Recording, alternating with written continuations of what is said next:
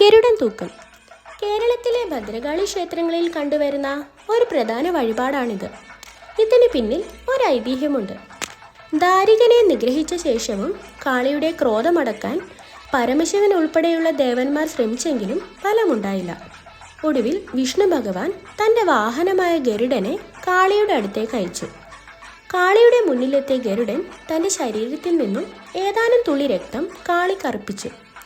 രക്തം സ്വീകരിച്ചതോടെ കാളിയുടെ കോപം ശമിക്കുകയും ദേവി ശാന്തയാവുകയും ചെയ്തു എന്നാണ് വിശ്വാസം.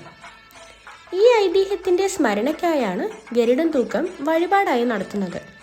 തൂക്കക്കാരൻ ഗരുഡവേഷം കെട്ടി വീട്ടിൽ വരുന്നത് ആ കുടുംബത്തിന് ഐശ്വര്യം നൽകുമെന്നാണ് വിശ്വാസം. ഐതിഹ്യത്തിൽ ഗരുഡൻ വൈകുണ്ഠത്തിൽ നിന്ന് കാളിയുടെ അടുത്തേക്ക് പോയതുപോലെ ഇവിടെ തൂക്കക്കാരൻ ഭക്തന്റെ വീട്ടിൽ നിന്നും ദേവീ സന്നിധിയിലേക്ക് നീങ്ങുന്നു. വീട്ടിൽ നിന്നും ക്ഷേത്രത്തിലേക്ക് പുറപ്പെടുന്ന ഗരുഡൻ യാത്രയിലുടനീളം ജനങ്ങളെ അനുഗ്രഹിക്കുന്നു എന്നാണ് സങ്കല്പം. ക്ഷേത്രത്തിലെത്തി വില്ലിൽ തൂങ്ങി 3 പ്രാവശ്യം ദേവിയെ വലം വെക്കുന്നതോടെയാണ് വഴിപാട് പൂർത്തിയാവുന്നത്.